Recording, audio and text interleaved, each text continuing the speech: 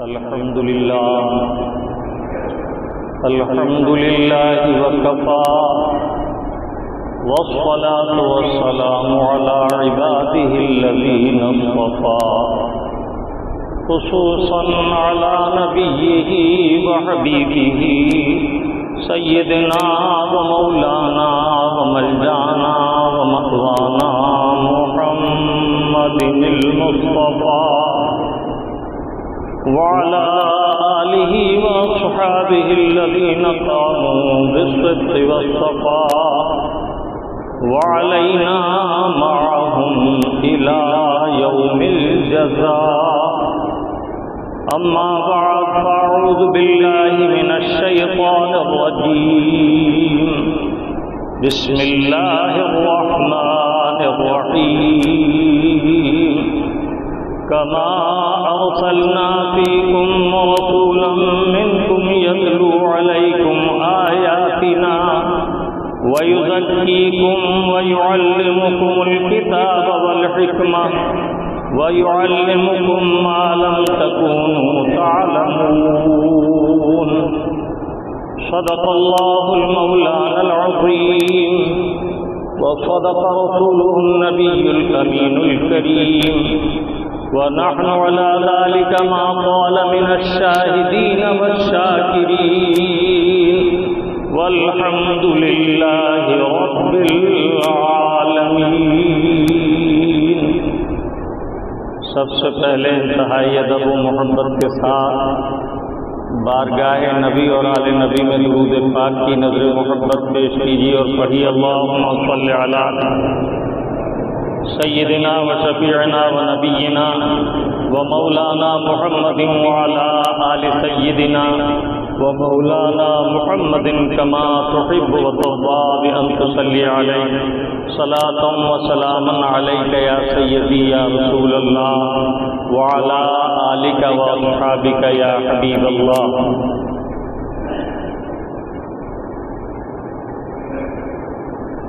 محمد کی محبت دین حق کی سب سے اول ہے. محمد کی محبت دین حق کی سب سے اول ہے. اسی میں ہے اگر خامی تو سب کچھ نامکمل ہے. کی محمد سے وفا تو نے تو ہم تیرے ہیں. کی محمد سے وفا تو نے تو ہم تیرے ہیں. یہ جہاں چیز ہے کیا لوح و قلم تیرے ہیں. حبیبی یا رسول اللہ میرا دل ہو تیرا گھر ہو تیرا در ہو میرا سر ہو. حبیبی یا رسول اللہ میرا دل ہو تیرا گھر ہو میرا سر ہو تیرا در ہو. تمنا مختصر سی ہے مگر کم ہوئی طولانی. حبیبی یا رسول اللہ فرش والے تیری شوکت کا علو کیا جانے. فرش والے تیری شوکت کا علو کیا جانے. اس رباط پہ ہوتا ہے پریرا تیرا.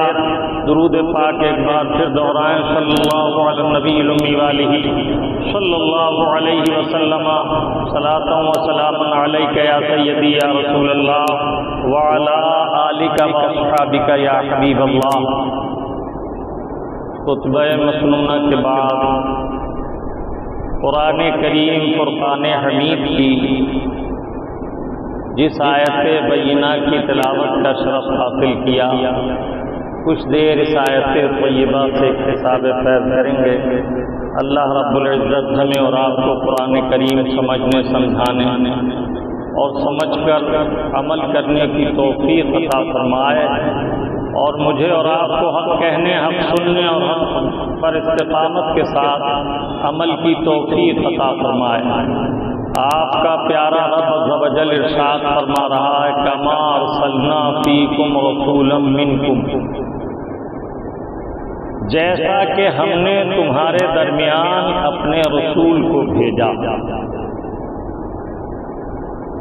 یتلو علیکم آیاتنا یہ محبوب پاک صلی اللہ تعالی علیہ وسلم تم پر ہماری آیات کو تلاوت کرتے ہیں. وَيُزَكِّيكُمْ اور تمہیں پاک اور ستھرا کرتے ہیں.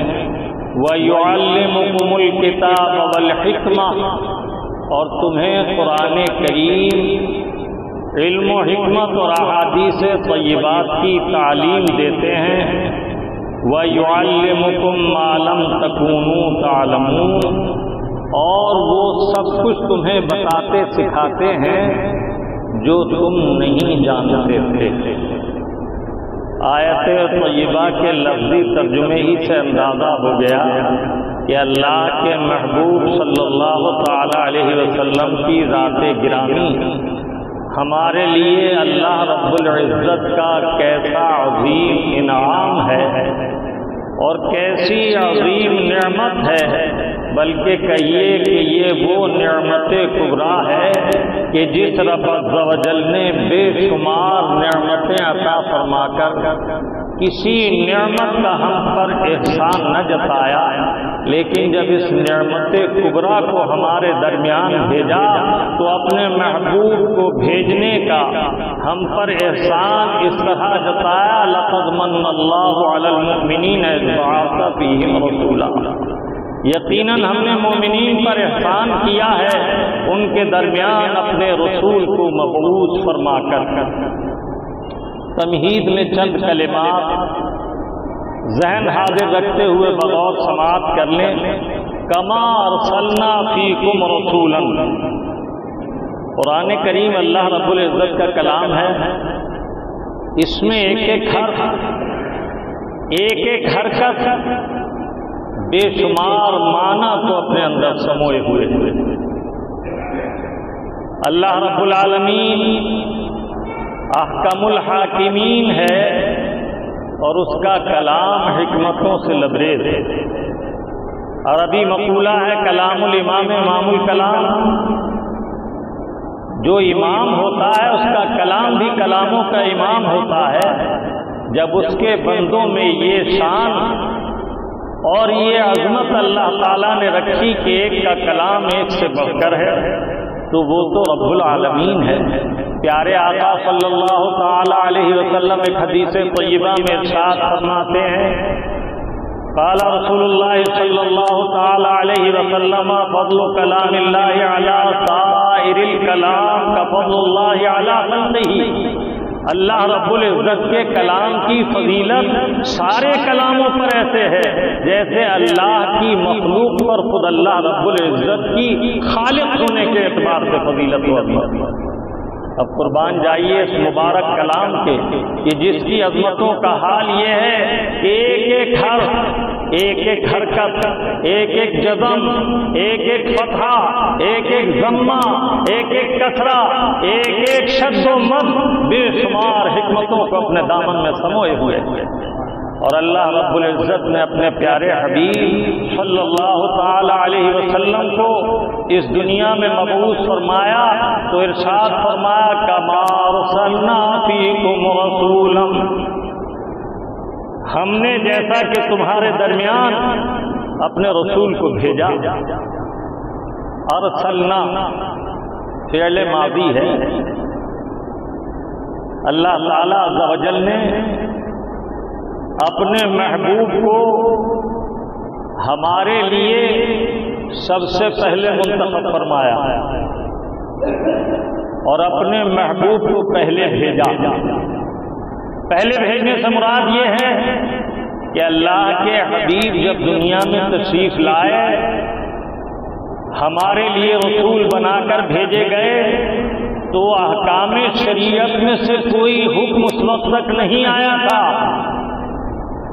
پہلے حکم دینے والے کو بھیجا۔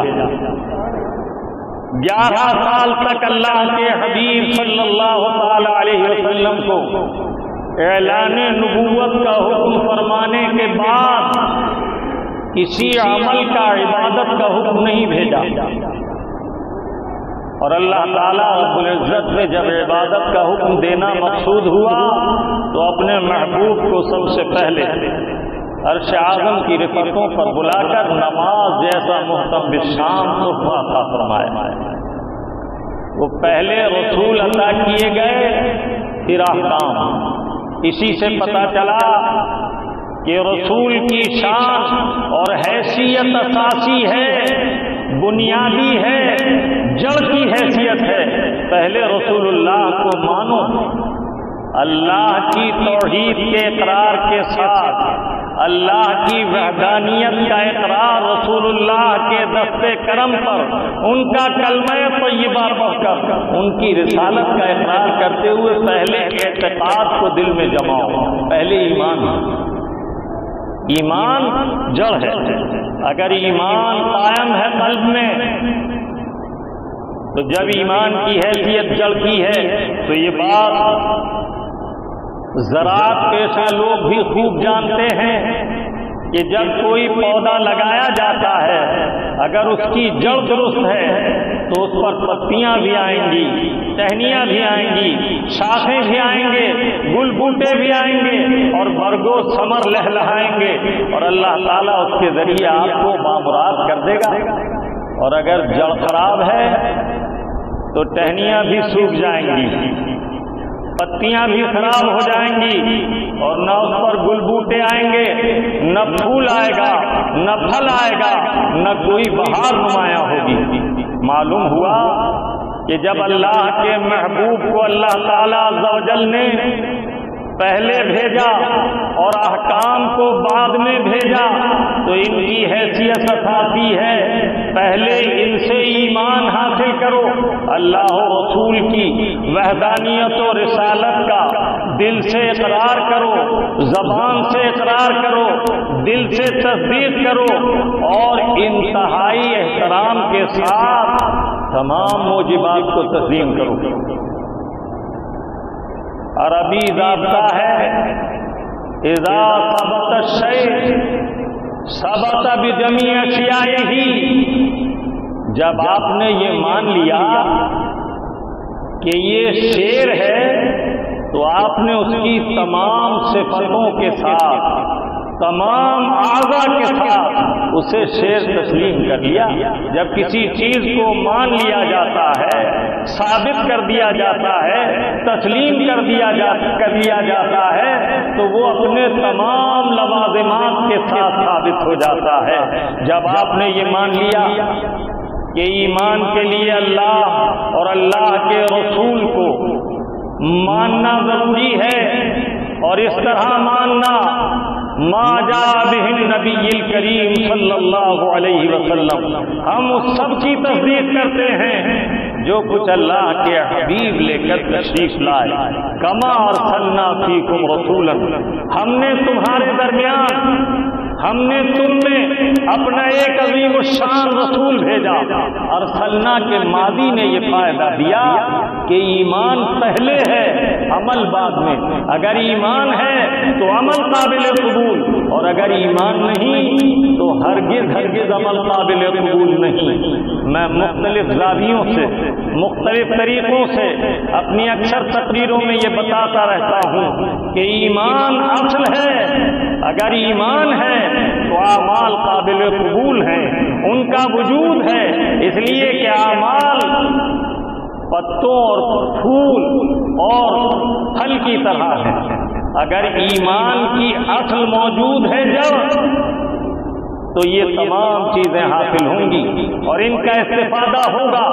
اور اگر اصل ایمان ہی نہیں، اب ایمان کسے کہتے ہیں یہ تو آپ نے مختصر لفظوں میں سن لیا کہ ایمان کہتے ہیں اللہ و رسول پر اس کی تمام صفات اور تمام احکام کے ساتھ زبان سے اقرار کر لینے اور دل سے تصدیق کر دینے کا نام ایمان ہے۔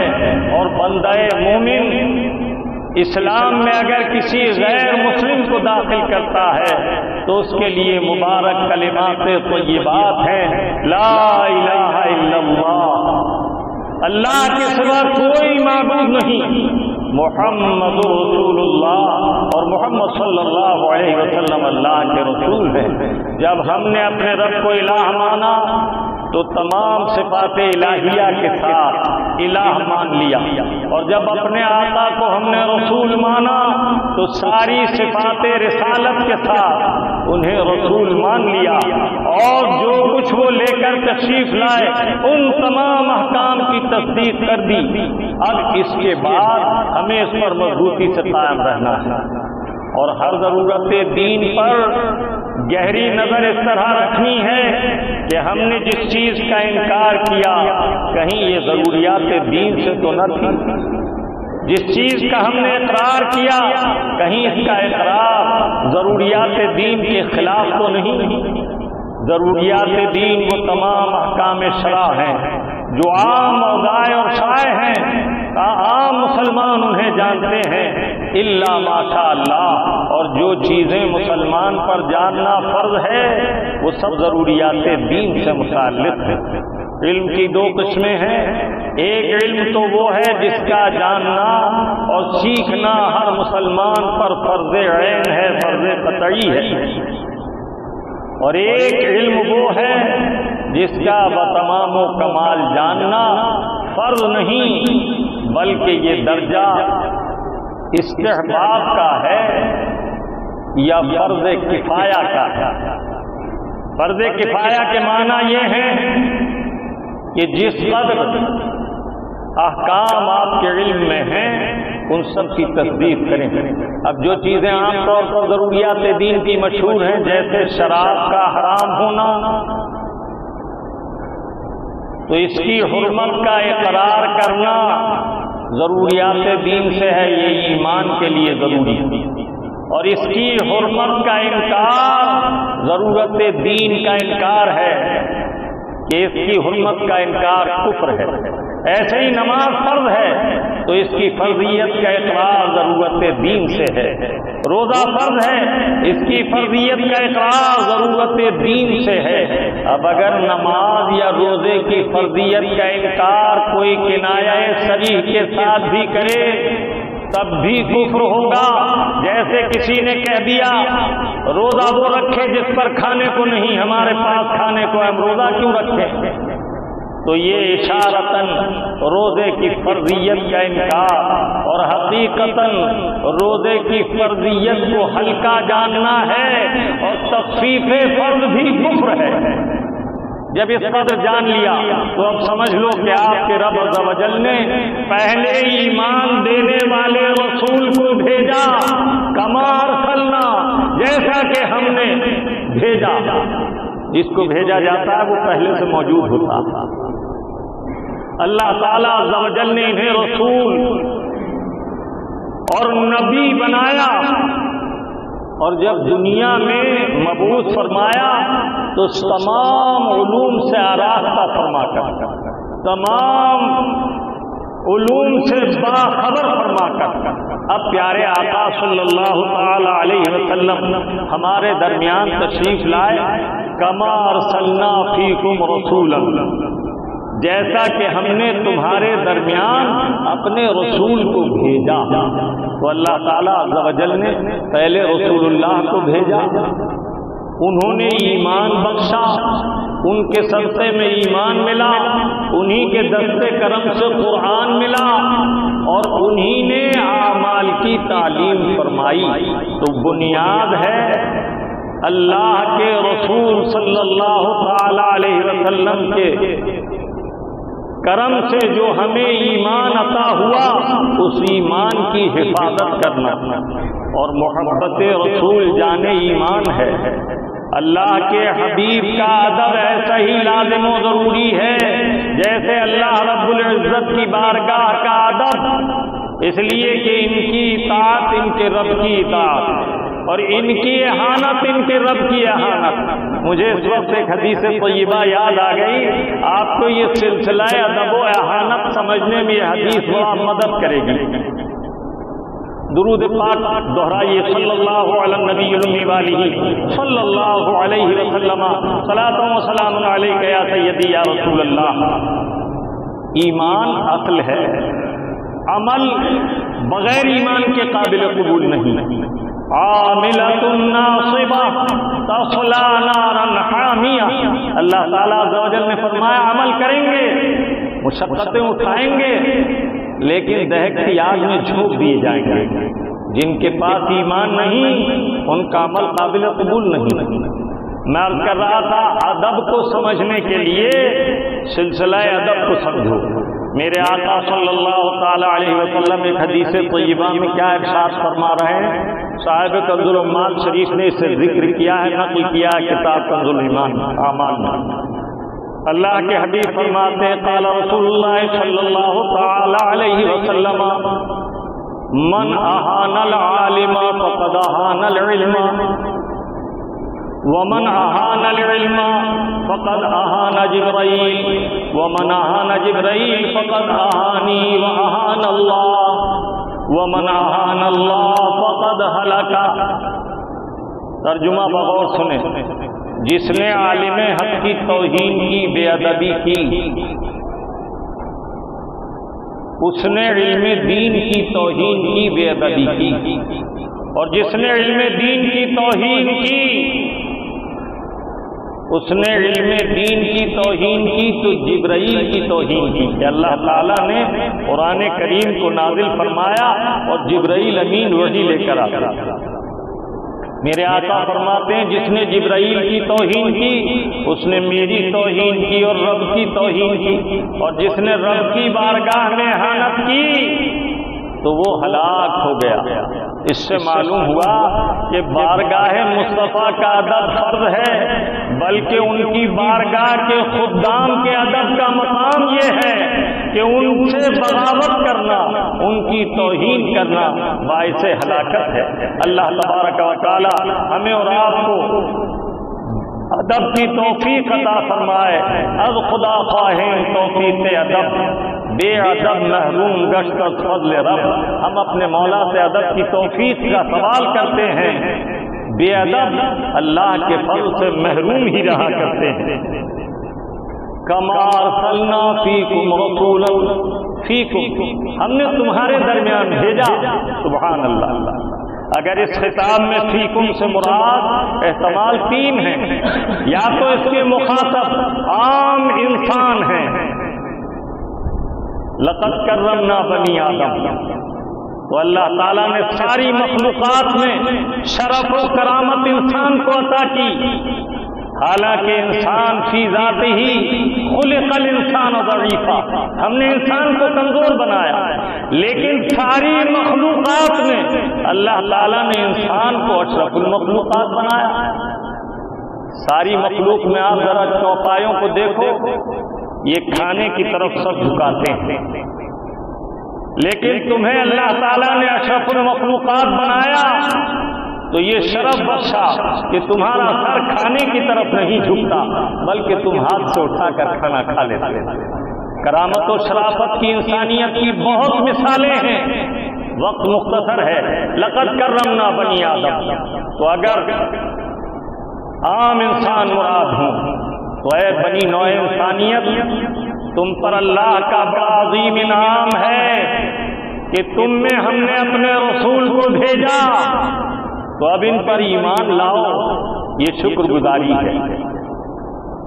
اور اگر اس کے مخاطب عام لوگ نہ ہوں بلکہ صرف اہل عرب ہوں، یہ بھی ایک امکان ہے، تو اب مراد یہ ہوگی اے اہل عرب، تمہیں کوئی نہ جانتا تھا، تم ریگستان کے رہنے والے تھے، ہم نے تمہارے درمیان اپنے رسول، شاندار رسول، عظمت والے رسول کو تم میں بھیجا تاکہ ان کی وجہ سے تم سارے عالم میں چمکنے لگو۔ سبحان اللہ۔ جبھی تو اعلیٰ حضرت فرماتے ہیں چمک تجھ سے پاتے ہیں سب پانے والے، حبیبی یا رسول اللہ چمک تجھ سے پاتے ہیں سب پانے والے، میرا دل بھی چمکا دے چمکانے والے۔ عربوں کو ایسی چمک حاصل ہوئی کہ وہاں کوئی پیداوار نہیں، لیکن سارے عالم کا رخ ان کی طرف ہے، اور اللہ تعالیٰ عز و جل نے یہ شرف انہیں کیوں بخشا؟ اس لیے کہ کعبے کا پاسبان، اسلام کا داعی، قرآن کریم کا مبلغ، شاندار رسول ان میں مبعوث فرمایا۔ اب انہوں نے کعبے کو پاک کر دیا، اب کعبہ معظمہ کو یہ شرف حاصل ہوا کہ ساری کائنات اس کی زیارت کو حرم مبارک میں آیا کرے، اور حرم والوں کو کہیں جانے کی ضرورت نہیں، ان کی تمام عبادات وہاں پوری ہوں گی۔ لیکن سارے عالم کے مسلمانوں کو حج کے لیے اس مقام پر آنا ہوگا، اس لیے کہ تمہارے درمیان ہم نے عظمت والا رسول بھیج کر تمہیں یہ عزت و شرف عطا کر دیا کہ سارا عالم تمہاری طرف آئے، تمہیں کسی کی طرف جانے کی حاجت نہ ہو۔ اور اللہ تعالیٰ عز و جل نے انہیں بہترین رزق عطا فرمایا۔ یہ ساری سعادتیں پیارے آقا کے قدم میمنۃ النجوم سے لپٹ کر انہیں حاصل ہوئی، اور کعبے کو بھی یہ شرف جب ہی حاصل ہوا جب بتوں کی نجاست سے مصطفیٰ نے کعبے کو پاک کر دیا۔ سبحان اللہ و بحمدہ، سبحان اللہ العظیم۔ اور اگر عام مومنین مراد ہوں، فیکم سے مراد عام مومن ہوں، سبحان اللہ۔ اے ایمان والو، تم پر ہم نے انعام فرمایا، احسان فرمایا کہ تمہارے درمیان ہم نے شاندار رسول بھیجا۔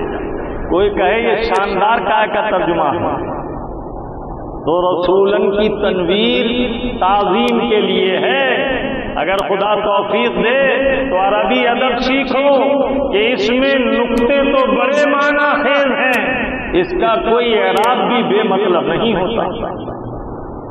تو میرے آقا ارشاد فرماتے ہیں کہ اللہ رب العزت نے یہ کسی بھی نعمت کا احسان دنیا کو بے شمار نعمتیں دی نہیں فرمایا، بندوں پر احسان نہیں جتایا، لیکن میری بعثت کے ساتھ اللہ تعالیٰ عز و جل نے مومنین پر احسان ذکر فرمایا۔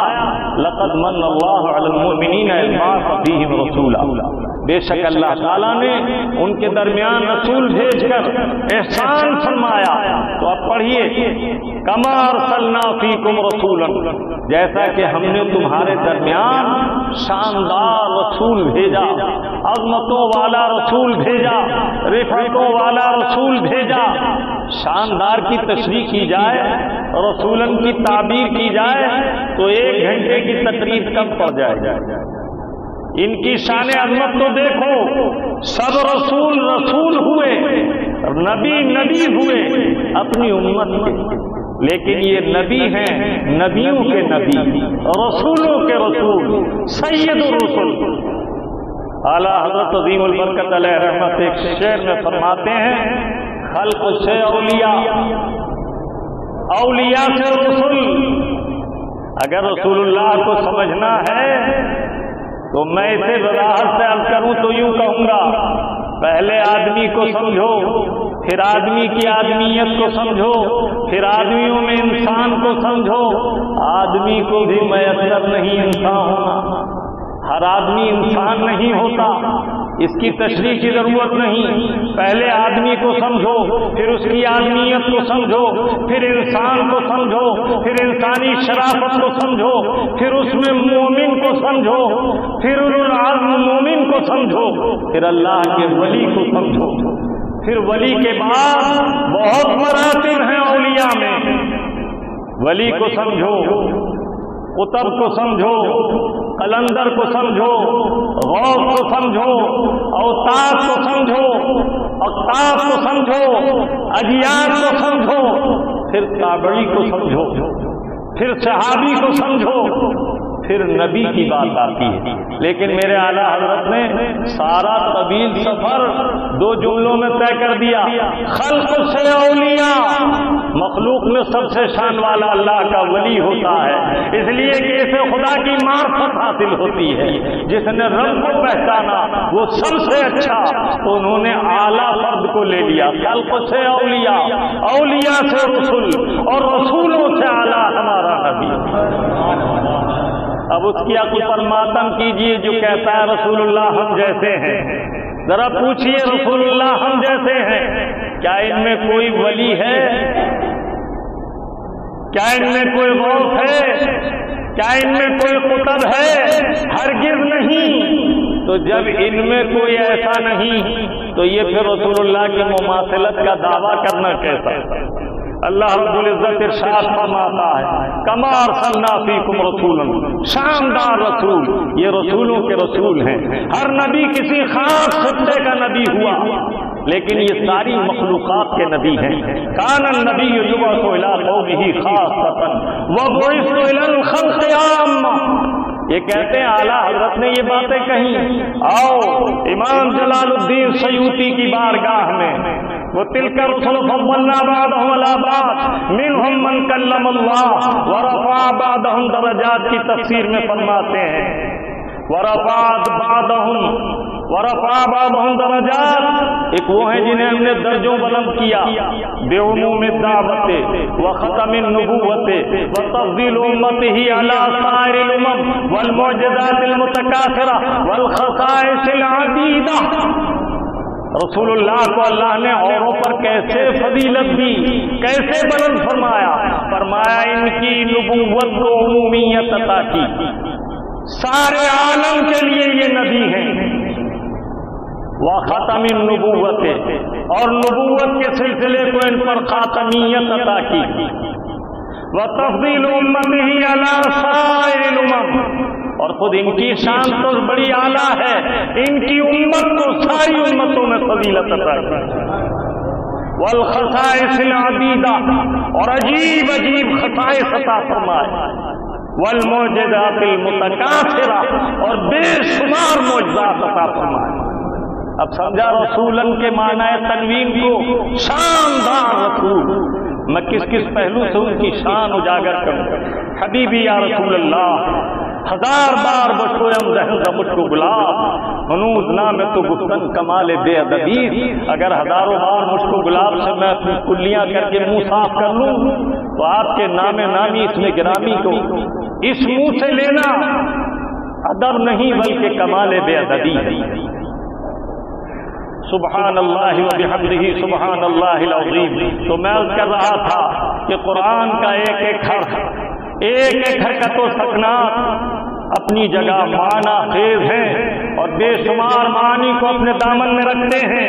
آپ کا رب عز و جل فرما رہا ہے کما ارسلنا فیکم رسولا منکم، جیسا کہ ہم نے تم میں شاندار رسول بھیجا، یتلو علیکم آیاتنا، وہ تم پر ہماری آیتیں تلاوت فرماتے ہیں۔ ایک بدمذہب مجھ سے کہنے لگا مولانا آپ نے کل تقریر کی تو اس میں کہا یتلو علیکم آیاتنا، یہ رسول اللہ صلی اللہ علیہ وسلم کی بہترین نعت ہے۔ تو قرآن تو آپ مسلمان پڑھ لیتے ہیں، اس میں کیا خوبی ہے آیت قرآن کی تلاوت کرنا کہ حضور کے لیے باعث تعریف ہے۔ بے ادب ہی ہوتا۔ اللہ تعالیٰ عز و جل نے انسان کو بہت چیزیں عطا کی، لیکن 5 چیزیں خاص ہیں۔ ایک زبان، ایک دماغ، اور ایک دل، اور ایک روح، اور ایک نفس۔ اس میں 4 چیزیں تو ایسی ہیں جو کبھی آلودہ ہو جاتی ہیں تو انہیں پاک کر لیا جاتا ہے، اور ان کا پاک ہونا قدر آسان ہے۔ لیکن ایک 5ویں چیز ایسی ہے نفس امارہ کہ یہ تو ایسا نجس العین ہے کہ اسے بغیر فنا کے پاک نہیں کیا جا سکتا۔ مگر یہ مت سمجھنا کہ نفس کو پاک نہیں کیا جا سکتا، کہیں یہ مت کیا بیٹھنا مولانا کہہ رہے تھے نفس کو پاک نہیں کیا جا سکتا۔ گوبر ناپاک ہے، اپلا ناپاک ہے، اسے آگ میں جلا دیا جاتا ہے۔ گوبر کے کنڈے کو، اپلے کو آگ میں جلا دیتے۔ اب یہ جل کر پاک ہی نہیں ہو گیا بلکہ ایسا پاک ہو گیا کہ اس کی رات تک برتن مانج کر صاف اور پاک کیے جاتے ہیں۔ تو جب اس نفس امارہ کو پاک کرنا ہوتا ہے تو اسے عشق الہی کی بھٹی میں جلایا جاتا ہے، عشق رسول اللہ میں اسے تپایا جلایا جاتا ہے، اور جب یہ جل کر فنا ہو جاتا ہے تو یہ بھی پاک ہو جاتا ہے۔ جبھی تو حضرت آقا نعمت صلی اللہ تعالیٰ علیہ وسلم نے عثمان غنی رضی اللہ تعالیٰ عنہ کو بلایا اور فرمایا عثمان یہاں آؤ۔ جب قریب آئے فرمایا اب جو چاہو کرو۔ تم جنتی ہو چکے. اس کے یہ معنی نہیں کہ انہیں حکم دیا جا رہا کہ حرام و حلال میں امتیاز ختم کر دو، نہیں، بلکہ ان کے نفس امارہ کو نفس مطمئنہ بنا دیا گیا. اب ان کے نفس میں خواہش گناہ رہا ہی نہیں. جنت میں گناہ کی خواہش نہ ہوگی. تو اب جب قابل گناہ نہ رہا تو اب کہا جا رہا جاؤ جو چاہو کرو، اس لیے کہ نیکی کے سوا کریں گے ہی نہیں. تو یہ بات کبھی پھر موقع ہوا تو گفتگو کریں گے. یتلو علیکم آیاتنا، میں نے کہا ذرا آیت پڑھو، کوئی بات جوڑ لیجیے. رسول اللہ کا نعت اور خوبی کیسے ہوئی قرآن پڑھنا. جب اس نے پڑھا تو اس نے پڑھا اس طرح کہ سواد کی جگہ سین ادا ہوا. میں نے کہا اس طرح پڑھنا حرام ہے. رسول اللہ نے خود بھی صحیح پڑھا اور جنہیں سکھایا انہیں بھی صحیح پڑھنا سکھایا. انشاءاللہ الرحمن وقت ہو گیا، پھر کبھی گفتگو ہوگی. اللہ رب العزت ہمیں اور آپ کو قرآن کریم سمجھنے سمجھانے اور سمجھ کر عمل کرنے کی توفیق عطا فرمائے اور اپنے پیارے محبوب کی سچی محبت ہمارے دل میں جاگزی کر دے.